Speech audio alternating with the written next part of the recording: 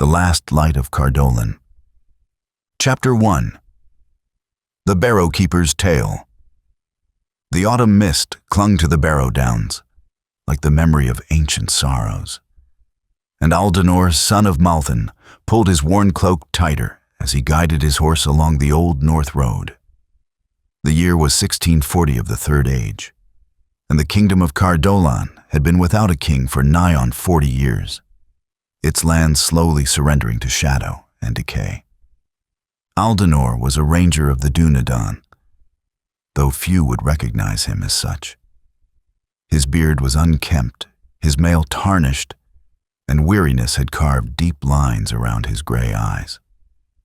Once, he had ridden with the companies that guarded the borders of Arnor. Now he wandered alone, keeping what watch he could over the dwindling folk of Cardolan. As twilight deepened, he came upon the village of Sudbury, a collection of perhaps 30 houses clustered around a small stone well. Smoke rose from only half the chimneys, and many of the thatched roofs showed gaps where winter storms had torn away the straw. The villagers who emerged to greet him were hollow-cheeked and anxious, their clothes patched and repatched. "Ranger," called Brego, the village headman, hurrying forward with evident relief. "We had hoped, that is, we sent word weeks ago." "I came as soon as I received it," Aldanor replied, dismounting. His horse, a sturdy bay mare named Rochwin, nickered softly and nuzzled his shoulder. "Tell me of this trouble with the Barrows." Brego's weathered face grew grim. "It began a month past. Lights in the ancient mounds, voices calling in the night. 3 of our young folk have vanished, taken, we fear, by the Barrow-wights that our grandfathers sealed away with iron and holy words." Aldanor nodded grimly. The Barrow Downs had been a place of the dead since the fall of the North Kingdom, filled with the tombs of kings and princes of old. When Fornost fell and the Witch King's shadow spread across the land, darker things had crept into those ancient graves. For generations, the folk of Cardolan had known to avoid the Barrows after sunset. But if the Wights were stirring again— "Have you seen them yourself?" he asked. "Aye." Brego shuddered. "Pale lights dancing among the stones, and shapes that walk upright but cast no shadow. My grandson Dervorin was the first to disappear. He was but 16, curious as lads that age are. Then Morwen, the miller's daughter, and last week Hunlaf, the smith's apprentice. Any sign of them since?" "None living." Brego's voice dropped to a whisper. "But Dervorin's mother swears she heard his voice calling from the largest barrow, the one we call the King's Mound. Calling for help, she says, though what help can be given to the dead?" Aldanor's jaw tightened. He had faced Barrow-wights before, and knew their malice well. They were not merely restless dead, but servants of shadow that delighted in trapping the living in their cold halls, binding their spirits to join the endless choir of lament. "I will need lodging for the night," he said. "Come morning, I'll ride to the Barrows." "We'll ready the inn's best room," Brego said quickly. "And there's something else, Ranger." A stranger came through 3 days past. An old man with a long gray beard, riding a white horse. He asked many questions about the Barrows, and when he heard of our troubles, he said he would return. He had the look of one with power about him. Aldanor's interest sharpened. "Did he give his name?" "Called himself Mithrandir. Said he was a friend to the Dúnedain." The name sent a thrill through Aldanor's heart. Mithrandir the Gray, one of the Astari, was known among the rangers as a counselor and friend, though his comings and goings were as unpredictable as the wind. If the wizard had taken interest in these barrows, then the threat was perhaps greater than mere wights. That night, Aldanor sat by the inn's fire, cleaning his sword and checking the silver amulets sewn into his leather jerkin. The inn's common room was nearly empty. Most of Sudbury's folk had little coin for ale these days. Only old Gareth the storyteller remained, nursing a cup of weak beer and muttering to himself. "Tell me, grandfather," Aldanor said, "what do you know of the king's mound?" Gareth's rheumy eyes focused on the ranger with surprising sharpness. "Ah, you're the one they sent for. Good. That Barrow's been a place of dread since my grandfather's time and his grandfather's before him." The old man leaned forward, his voice dropping to a whisper. "They say it holds Beregond the Last, final king of Cardolan. When the Witch King's army swept down from Carndum, Beregond gathered what remained of his knights and made his final stand at the Battle of the Maithiathel. They were overwhelmed, but the king fought on until an orc spear took him in the chest." Gareth paused to sip his beer, his eyes distant with old memory. "But before he died, Beregond spoke a great oath. He swore that he and his knights would not rest easy in their graves while evil still threatened the land of their fathers. Some say that oath still binds them, and that's why the wights came to that barrow above all others, to corrupt that noble purpose and turn the king's guard into servants of shadow." "And you believe this tale?" Aldanor asked. "I believe many things in these dark days that I would have laughed at in my youth," Gareth replied. "The dead do not rest easy when the living abandon their duties." The word stung, for Aldanor knew there was truth in them. The rangers were too few now, scattered and weary. Towns like Sudbury received aid perhaps once in a season, if at all. The protection his people had once provided was failing, and darkness was seeping back into the forgotten corners of the world. Chapter 2. The Grey Pilgrim. Dawn brought little relief from the oppressive atmosphere that hung over Sudbury. Aldanor broke his fast on bread and thin porridge, then prepared Rochwin for the ride to the Barrow Downs. He had donned his finest mail shirt and attached his grandfather's sword to his belt, a blade forged in Númenor in ages past, its steel still bright despite its age. As he prepared to mount, a commotion arose from the southern road. The villagers emerged from their houses to watch as a figure approached on horseback.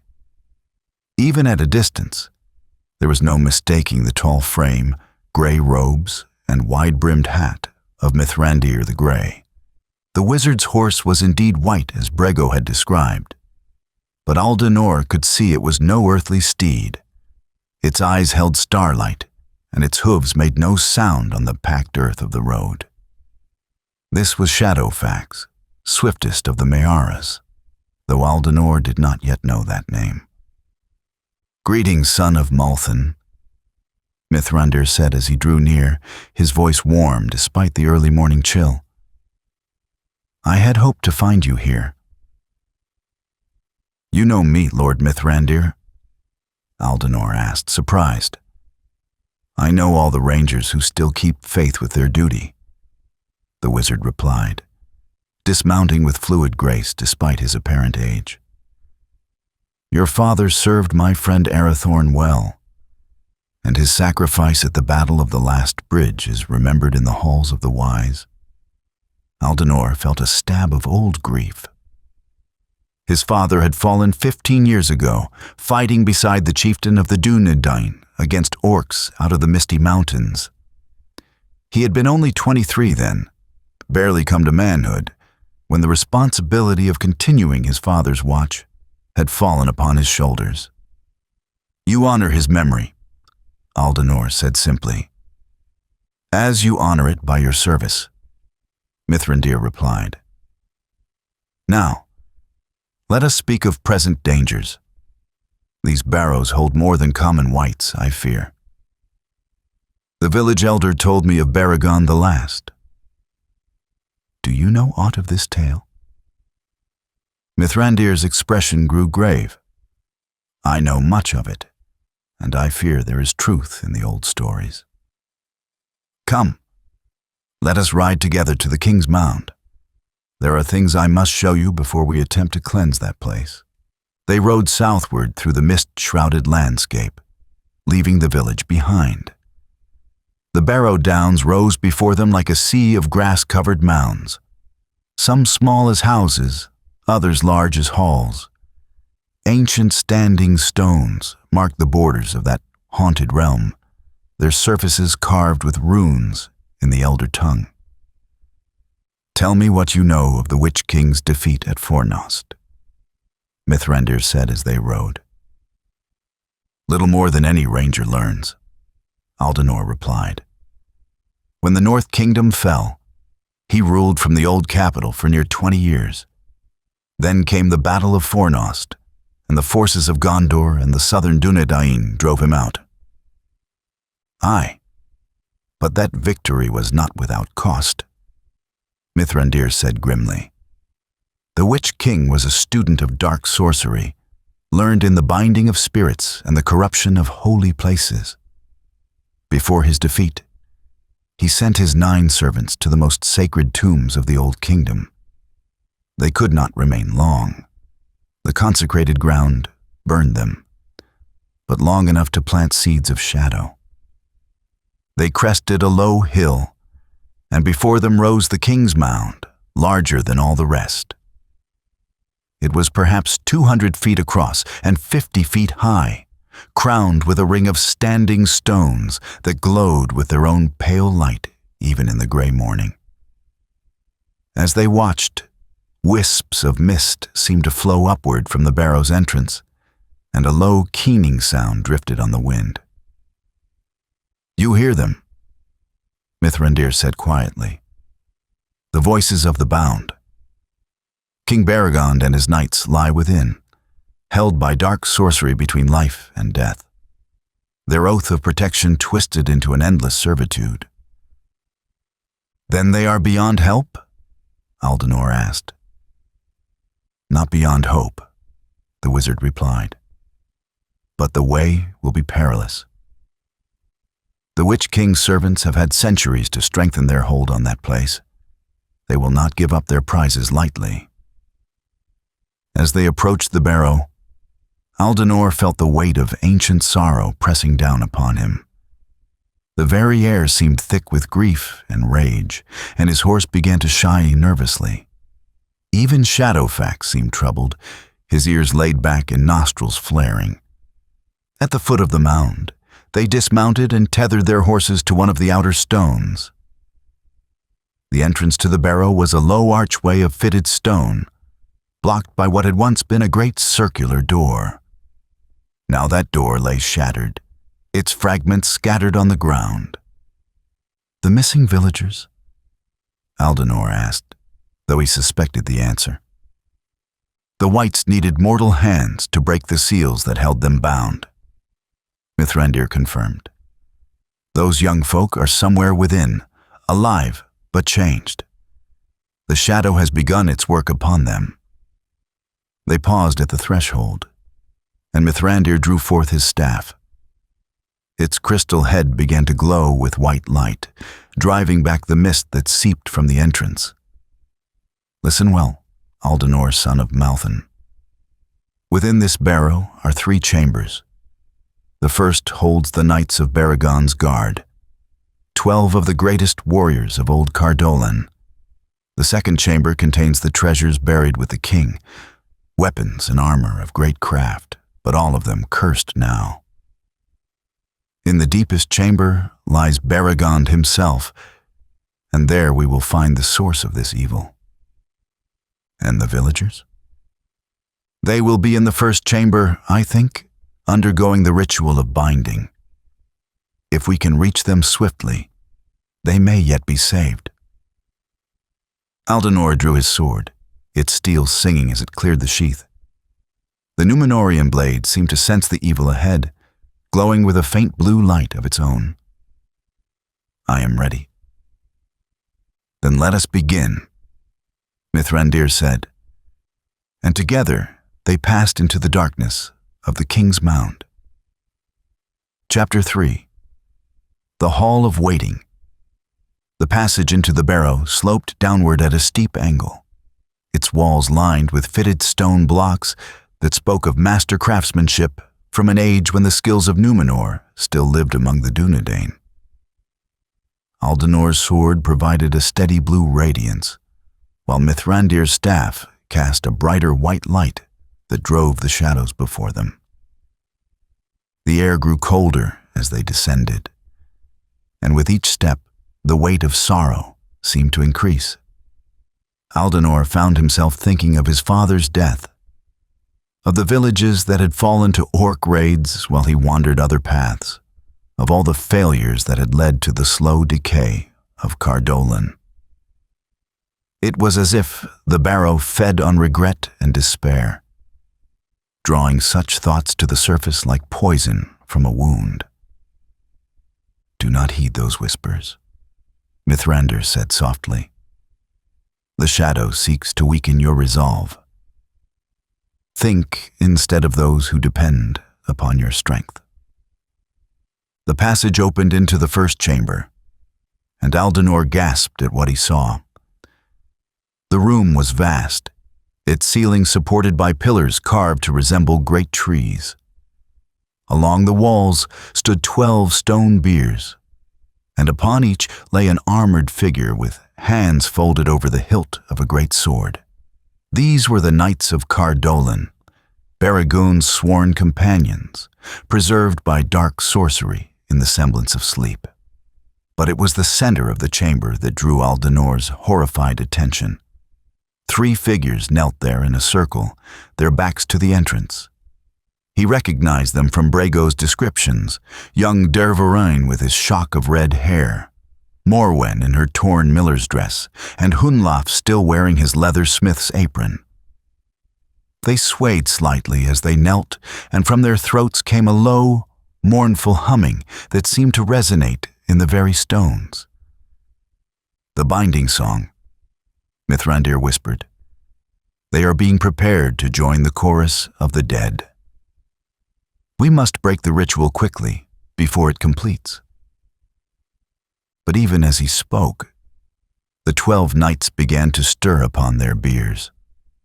Stone lids ground open, and the ancient warriors sat up, their eyes burning with cold fire. The leader among them, a tall figure in a crown of tarnished silver, rose to his feet with the fluid motion of the undead. "Who dares disturb the watch of Cardolan?" the Night King demanded, his voice echoing strangely in the chamber. This was Baragond himself, but not as he had been in life. The noble features were preserved, but changed, marked by centuries of torment and the slow corruption of the shadow.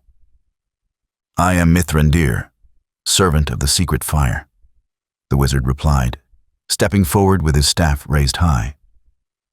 "And this is Aldanor of the Dúnedain, heir to the watch that you once kept. We have come to free you from your bondage." Baragond's hollow laughter filled the chamber. "Free us?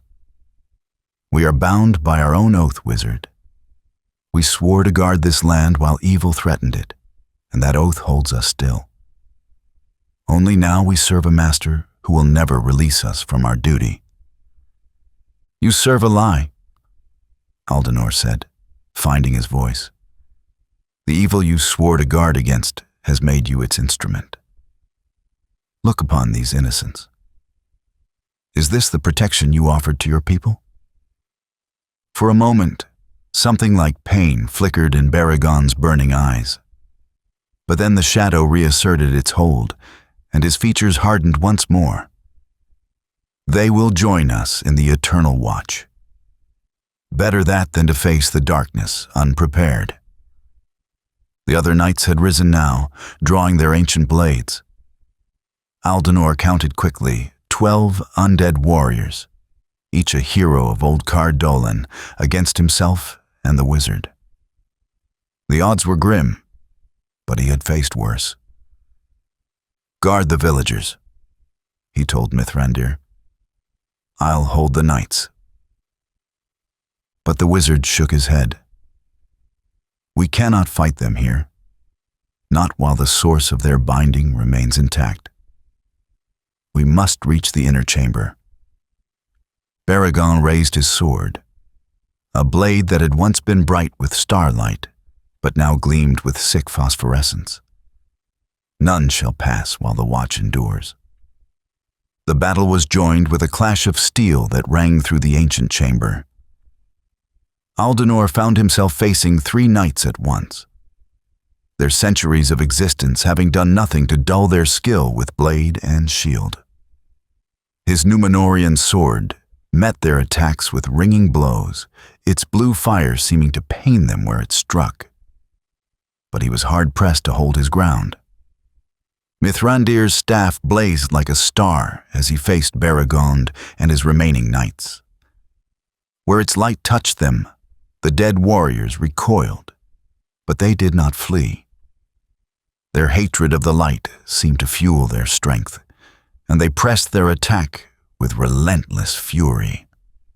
"The song!" Mithrandir called out between parries. "They draw power from the binding song. We must break it." Aldanor glanced toward the 3 villagers, still kneeling in their circle, still humming their mournful tune. But how could he reach them while fending off 3 skilled opponents? The answer came from an unexpected source. Young Dervorine, the first of the taken, suddenly raised his head. For an instant, his eyes cleared of the shadow's influence, and he looked around the chamber with dawning horror. "Help." "Me?" he whispered, his voice barely audible above the clash of weapons. The moment of clarity cost him dearly. His body convulsed as the binding spell reasserted itself, but in his struggle, he had inadvertently broken the circle. The humming faltered, and immediately Aldanor felt a change in the knights. They seemed suddenly less substantial, their forms flickering like candle flames in wind. Seizing the opportunity, Aldanor pressed his attack. His sword carved a bright arc through the air, striking down one knight whose form dissolved into mist and shadow. A second fell to a thrust through the chest, its ancient armor no proof against Númenórean steel, blessed by the light of the wizard's staff. But his moment of triumph was brief. Barragon had broken free from Mithrandir's guard, and now advanced on Aldanor with terrible purpose. The dead king's blade swept down in a mighty blow that the ranger barely managed to parry, the impact sending him stumbling backward. "You cannot destroy what is already dead," Barragon snarled. "We are bound to this place by chains stronger than steel, woven of our own honor and duty. The shadow has simply given us new purpose."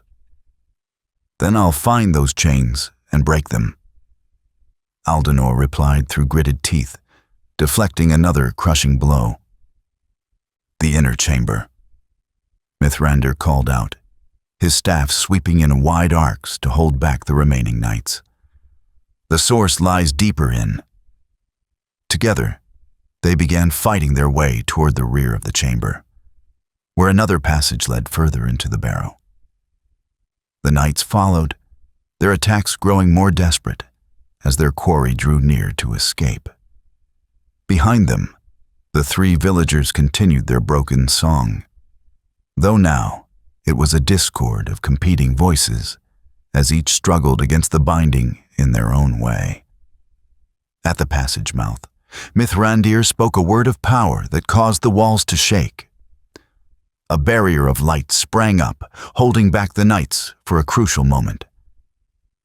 "Quickly," he urged, and they plunged into the deeper darkness. Chapter 4. The Heart of Shadow. The second chamber was smaller than the first, but filled with wonders that spoke of the glory of old Cardolan. Weapons and armor of exquisite craft hung from the walls, swords that gleamed with their own light, shields bearing the blazons of noble houses long fallen, and mail shirts that seemed to be woven from moonbeams and starlight. But all these treasures were tainted now. Dark runes had been carved into their surfaces, and they pulsed with malevolent energy. Aldanor felt their call, the promise of power, of strength, enough to drive back all the enemies of his people. It would be so easy to take up one of those enchanted blades, to arm himself with the artifacts of heroes. "Do not touch them," Mithrandir warned sharply. "They are snares now, each one bound with curses that would drag you down into the same servitude as the knights." They pressed on through the treasure chamber, though Aldanor couldn't help but grieve for what was lost. These weapons had once been symbols of hope, carried by the greatest champions of his people. Now they were monuments to despair, their light corrupted into something that served only shadow. The passage to the inner chamber was narrower still, and as they approached its end, both could feel the weight of ancient malice pressing down upon them. The very stones seemed to whisper with voices of the damned, and the air grew so cold that their breath came in visible puffs. "What lies ahead?" Aldanor asked. "The heart of the corruption," Mithrandir replied grimly. "When the Nazgul came to this place, they brought with them a fragment of their master's power, a shard of the darkness that dwells in Barad-dûr. It is that fragment which holds the knights in thrall and twists their oath of protection into bondage." They emerged into the final chamber, and Aldanor's heart nearly failed him at what he saw. The room was circular, its walls carved with scenes of great battles and noble deeds. At its center stood a throne of black stone, and upon that throne sat a figure in tattered robes. But this was not Barrow-wights. The dead king remained in the outer chamber with his knights. This was something else entirely, a shadow given form and malice. Its face was hidden beneath a hood of darkness, but Aldanor could feel its attention like ice upon his soul. "So," the shadow spoke, its voice like the whisper of wind through graveyard stones. "The last of the Watchers comes at last to join his ancestors in service." Around the base of the throne, Aldanor could see the source of the corruption, a crystal of black stone that pulsed with sick light. Even at a distance, he could feel its pull, the same darkness that had claimed the knights above. "You are the mouth of shadow," Mithrandir said, raising his staff. "I know you now, one of the lesser servants sent to corrupt this sacred place." The figure on the throne laughed, a sound like breaking glass. "Lesser? I am the voice of the Master's will in this place, the keeper of oaths and the binder of souls. Through me, the dead king and his knights serve the true power in this world." "They serve a lie," Aldanor said, stepping forward despite the fear that clawed at his heart. "Their oath was to protect the innocent, not to bind them in shadow." "Protection?" the shadow hissed. "Look around you, son of the failed kingdom. Where was your protection when the villages burned? Where was your watch when the darkness crept back into the forgotten places? The king and his knights have found better service, eternal and purposeful." The words stung because there was truth in them. Aldanor had failed many times, arriving too late to save villages from orc raids or to drive back the wolves that plagued the lonely roads. But failure did not excuse surrender to evil. "I may have failed," he said, drawing his sword once more. "But I have not abandoned hope." Hope? The shadow rose from its throne, growing taller and more terrible. Hope is the cruelest lie of all. Let me show you the truth of your futile efforts. The chamber filled with visions. Scenes of burned villages, dead children, families fleeing their homes before advancing orcs. Aldanor saw his own failures played out in excruciating detail. Every time he'd arrived too late or chosen the wrong path, the weight of accumulated sorrow and guilt pressed down upon him like a physical force. But then another voice cut through the despair. Mithrandir's staff blazed like a star as he spoke words in the ancient tongue of power. "Begone, servant of lies. Your master's hour has not yet come, and it shall not come through the corruption of noble souls." The battle was joined not with swords, but with wills. The shadows struck out with tendrils of darkness that sought to envelop them both, while Mithrandir's light carved burning furrows in the air. Aldanor found himself caught between them, his mortal strength seeming pitifully small against such powers. But he was not helpless. His grandfather's sword, forged in the blessed realm of Númenor, sang as he raised it high. Its blue fire flared brighter, and he felt the presence of all those who had carried it before him. His grandfather, who had stood against the shadow in the last alliance. His father, who had died defending the innocent. And all the unnamed heroes who had kept faith with their duty through the long years. "I am not alone," he said, and struck at the black crystal that was the source of the corruption. The shadow screamed as his blade bit deep into the stone, sending cracks spreading through its surface. Dark light bled from the wounds, and the very chamber shook with the fury of the servant's rage. "You know not what you do," the shadow shrieked. "Without our binding, the dead will rise in wrath. The kingdom will burn. Let it burn clean then," Aldanor replied, striking again. Better honest fire than the cold corruption of shadow. Mithrandir added his power to the effort, his staff touching the crystal's surface. Where Wizard's light met Ranger's blade, the black stone began to crumble. The shadow that sat upon the throne writhed and began to dissipate, its form growing thin as mist. "This is not the end," it whispered as it faded. "My master's reach is long, and his servants are many. The watch fails." With a final crack, the crystal shattered into countless fragments. The shadow vanished like smoke before wind, and suddenly the chamber was filled with clean light, not the blazing radiance of Mithrandir's staff, but the soft glow of stars and moon. Chapter 5. The Breaking of Chains. The change was immediate and profound. The oppressive weight that had pressed down upon them lifted, replaced by a sense of peace that Aldanor hadn't felt since childhood. The carved walls no longer seemed to whisper with malice, but instead told their stories of heroism and sacrifice, as they were meant to be told. From the outer chambers came new sounds. Not the mournful humming of the binding song, but voices raised in what might have been relief or even joy. The chains that had held the knights in thrall were broken, and for the first time in centuries, they were free to choose their own fate. "Come," Mithrandir said gently. "Let us see what they choose."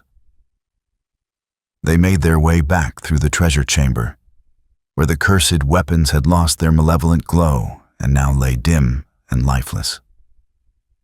Whatever power they had once held was gone, spent in the long years of corruption.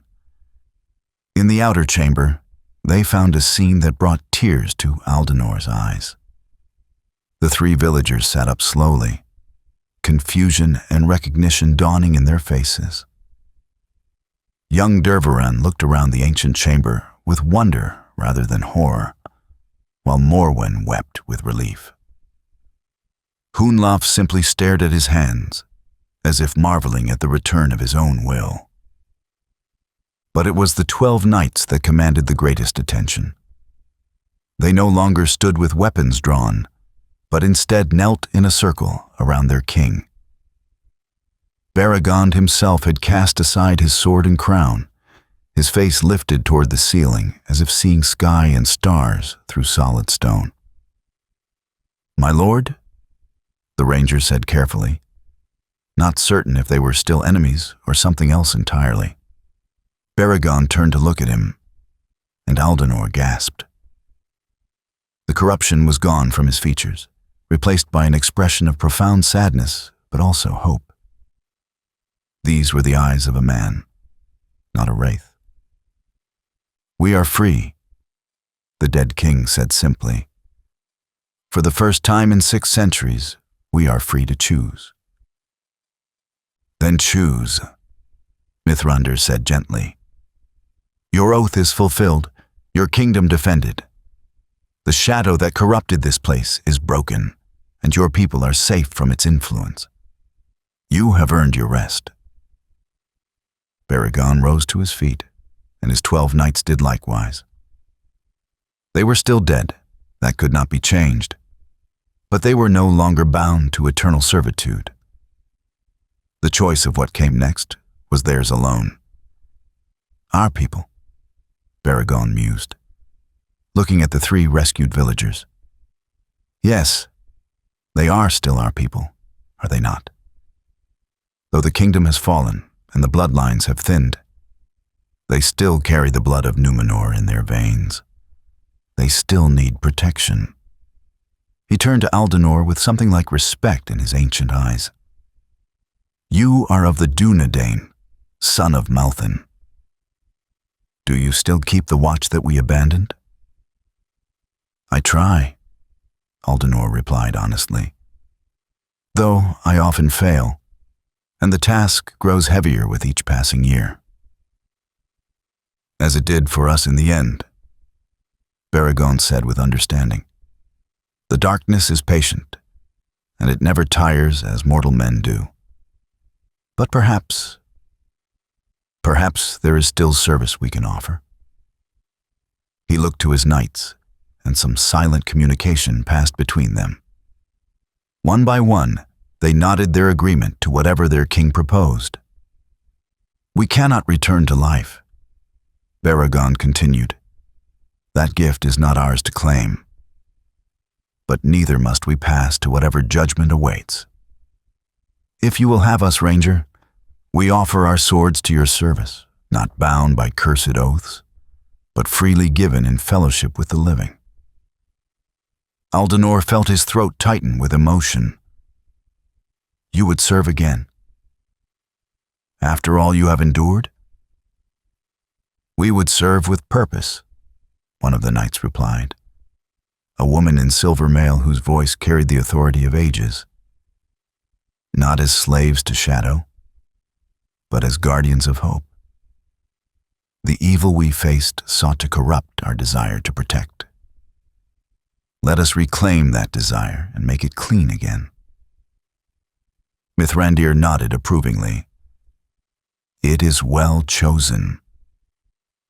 The dead who serve willingly are not bound by the limitations that constrain the living. You could watch over places no mortal ranger could reach, stand guard through nights that would exhaust any earthly sentinel." "But what of your rest?" Aldanor asked. "Do you not long for the peace that death should bring?" Baragond smiled, and for a moment he looked like the young king he had been long ago. "Peace will come when it comes, Ranger. For now, there is still work to do, and we have learned to find our rest in service freely chosen rather than in the darkness of the grave." The decision made, the knights began to fade slowly from sight, becoming translucent as morning mist. But they did not disappear entirely. Aldanor could still sense their presence, like loyal hounds resting at their master's feet. "Where will you go?" he asked. "We will spread throughout Cardolan," Baragond replied, his voice growing faint as his form became ever more ethereal. "To the forgotten villages and lonely roads, to the dark places where evil creeps back when no one is watching. When you have need of us, call our names to the wind, and we will answer. And if I fall in service, as my father did, then we will find another worthy of aid. The watch does not end with one man, Aldanor, son of Malthen. It passes from hand to hand, from heart to heart. As long as there are those willing to take up the burden, with that the knights faded from view entirely, though their presence lingered like warmth from a banked fire. Only young Dervorine seemed able to still see them clearly, his eyes following shapes invisible to the others. "They're not gone," he said wonderingly. "They're just waiting, like guards at their posts." Chapter 6.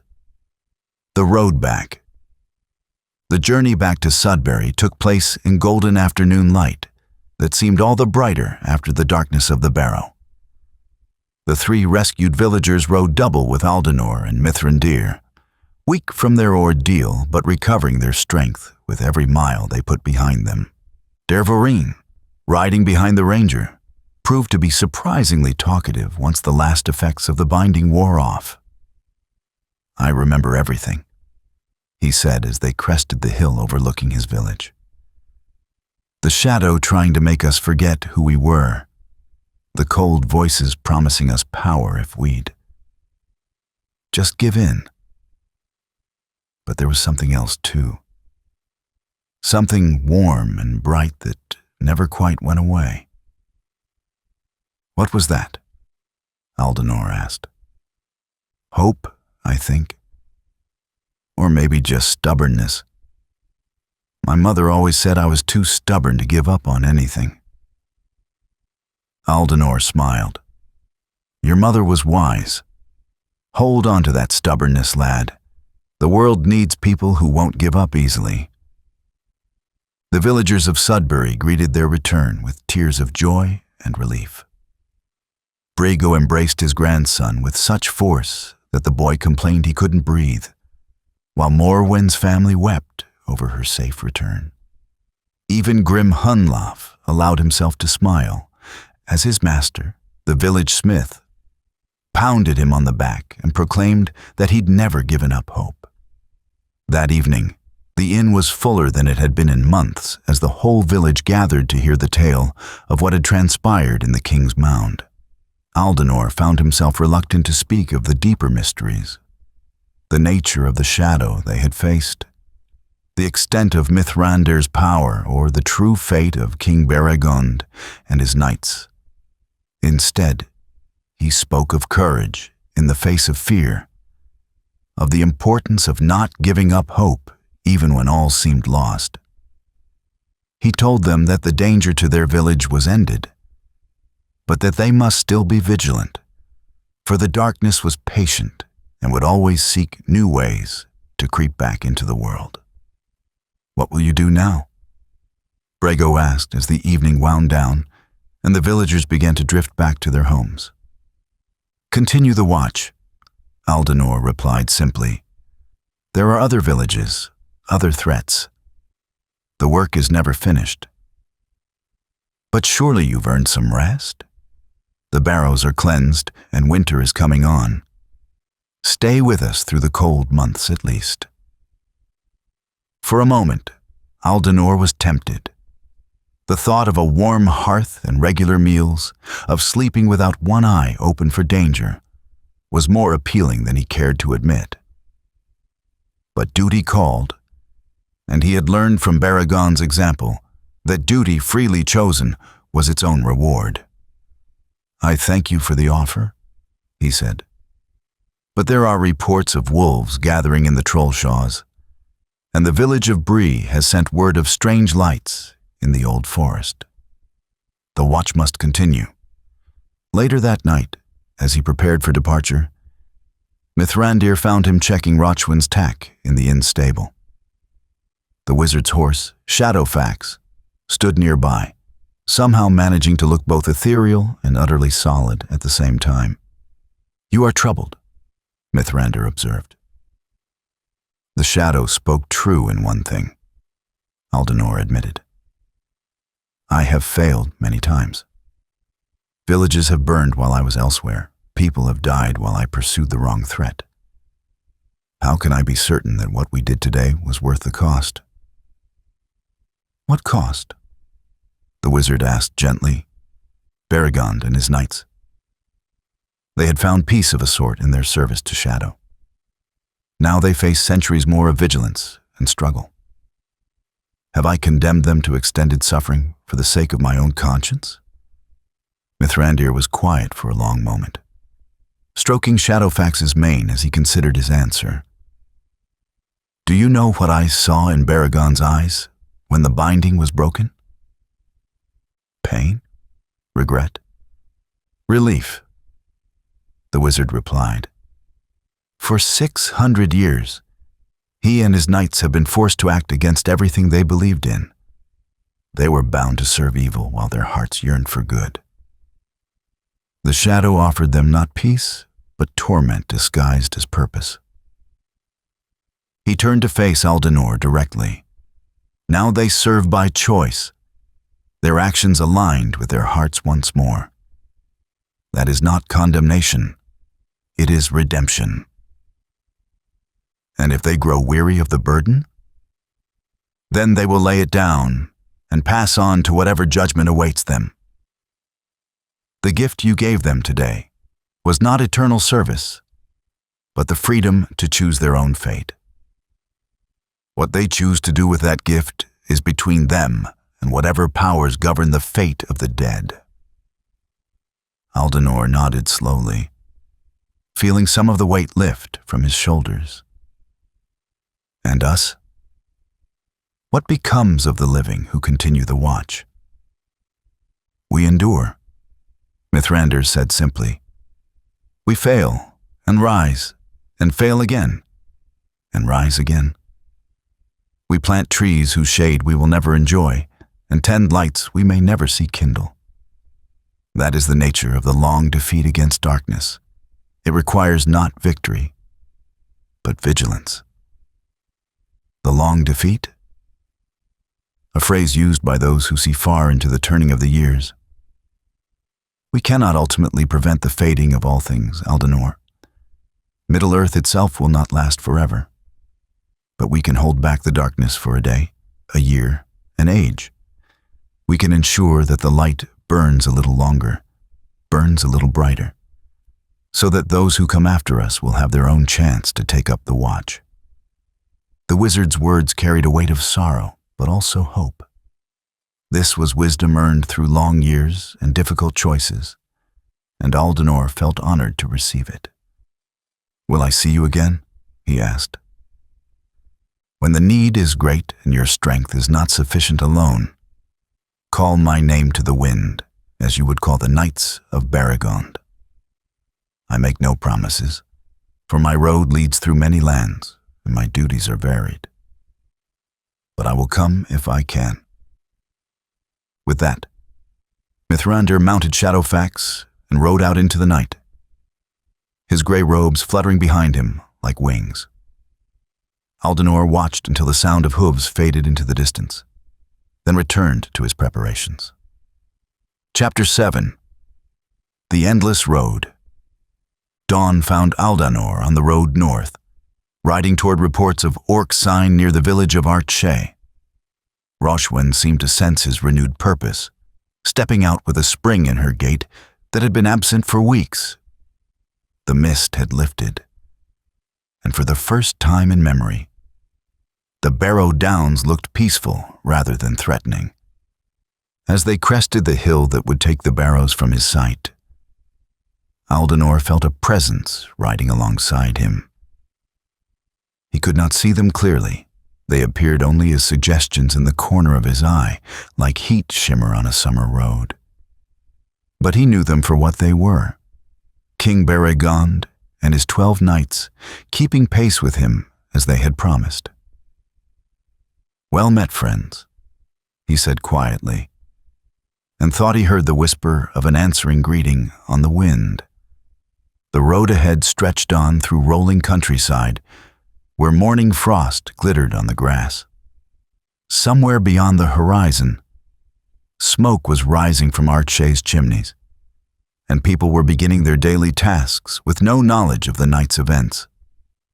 They would wake to a world subtly changed, where the shadows were a little less deep and the road a little safer. It was, Aldanor reflected, a good day's work. Not perfect. Perfection was not given to mortals to achieve. But good enough, honest enough, hopeful enough. The watch would continue, carried now by living and dead alike, each contributing what they could to the long effort against darkness. Behind him, Sudbury was waking to its first morning in centuries, free from the shadow of the Barrows. Children would play without fear, and their parents would sleep more peacefully, knowing that ancient threats had been laid to rest. The victory was small in the great scheme of things, measured against the vast malice that stirred in distant Mordor. But it was real, and it mattered. As the miles passed, Aldanor found himself thinking not of failures past or challenges ahead, but of simple things. The warmth of Rochwen's barrel between his knees, the clean taste of morning air, the promise of hot food and fellowship when he reached journey's end. These too were victories against the darkness, the preservation of small comforts, simple pleasures, honest work. By midday, he could see smoke rising ahead that spoke of more than morning cooking fires. His trained eye picked out the signs. Too much smoke for the size of the settlement, rising from multiple points, the particular gray-black color that came from burning thatch and timber. Archet was under attack. Without hesitation, he urged Rochwen to a gallop, his hand moving to check the looseness of his sword in its sheath. The familiar weight of duty settled on his shoulders, but it felt different now. Not a crushing burden, but a mantle worn by choice.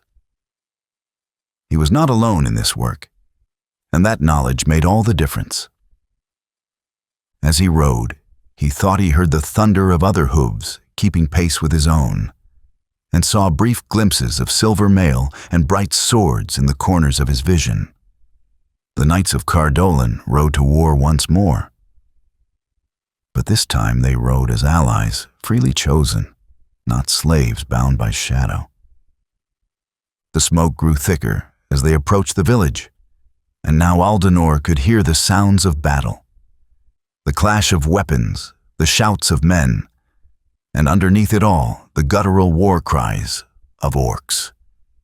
He created a small rise and saw the situation clearly. Perhaps 20 orcs from the misty mountains had descended on Archet, driving the villagers into the center of town where they made what stand they could. But the defense was crumbling. The villagers were farmers and craftsmen, not warriors, and they were badly outnumbered. In minutes, the orc line would break through and the slaughter would begin. "Not today," Aldanor whispered, and drew his grandfather's sword as he spurred Rochwen down the hill. He struck the orc line like a thunderbolt, his blade carving through their ranks as Rochwen's hooves trampled those who fell. The Númenórean steel sang as it clove through rusty mail and black flesh, and wherever it struck, blue fire followed. But he was not the only one fighting now. Though he could not see them clearly, Aldanor felt the presence of the knights around him. Orcs cried out in terror as invisible blades found their vitals and their formation dissolved into chaos as they tried to fight enemies they could not see. The battle was fierce, but brief. Caught between Aldanor's charge and the renewed courage of the villagers on one side and the spectral knights on the other, the orcs broke and fled. Those who did not die in the fighting scattered into the wild lands, carrying tales of phantom warriors and flaming swords that would keep their kind from this region for years to come. As the last of the enemies disappeared into the distance, Aldanor dismounted and surveyed the scene. 3 villagers lay dead. Too many, but far fewer than would have died without intervention. The wounded were being tended by their neighbors, and already the practical work of repair and recovery was beginning. "Ranger," called the village headman, a sturdy man named Fortread, whose arm was bound with a bloody cloth. "We owe you our lives. How can we repay such service?" "By living them well," Aldanor replied simply. "By helping your neighbors, by raising your children to know right from wrong, by keeping faith with the light in dark times. That is payment enough." He stayed long enough to help treat the wounded and plan the village's defenses, then prepared to depart. There would be other villages, other threats, other moments when the watch would be tested. The road was long and the darkness patient, but he no longer faced it alone. As he mounted Rochwen and turned toward the setting sun, young Dervorin's words came back to him. Hope, or maybe just stubbornness. Both were needed in this work, along with courage and sacrifice and the simple refusal to give up when all seemed lost. Behind him, Arshay began the work of healing and rebuilding. Ahead, new challenges waited on roads he had not yet traveled. And all around him, invisible but no less real, the Knights of Cardolan kept their eternal watch, guardians of the light in a world that always teetered on the edge of shadow. The road stretched on, endless as starlight, demanding as duty, beautiful as hope. And Aldanor, son of Malthen, rode it willingly, a ranger of the Dúnedain, keeping faith with oaths both ancient and new, carrying the light as far as his strength would take him, and trusting others to carry it farther still when his part in the story was done. For that was the nature of the watch. Not a burden to be borne by one alone, but a trust to be shared by all who had the courage to take up the task. The darkness was vast and patient, but the light was older still, and it would endure long after the last shadow had faded from the world. In the growing dusk, a wind rose from the west, carrying the scent of sea spray and the promise of distant shores where the light dwelt eternal and unclouded.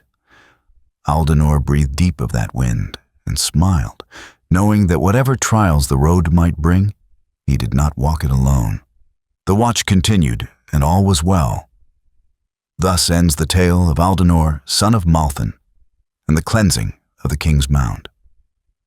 In the years that followed, the rangers found their task easier in the lands of old Cardolan, though they never quite understood why. Some said it was because the evil of the Barrows had been lifted, allowing the natural goodness of the land to reassert itself.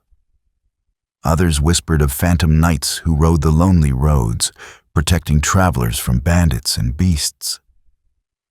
But the rangers themselves knew the truth, that the watch was stronger when shared by willing hearts, whether those hearts beat in living breasts or burned with the memory of ancient honor. The dead who served by choice proved more faithful than many of the living, and their vigil helped preserve the light through the dark years that were to come. And in the halls of Rivendell, where the wise gathered to remember the deeds of ages past, this tale is still told when the nights are long and the shadows press close. For it speaks of truths that do not change with the passing of years, that hope is stronger than despair, that freely given service honors both giver and receiver, and that the light endures not because it is invincible, but because there are always those willing to tend its flame. May it ever be so until the ending of the world.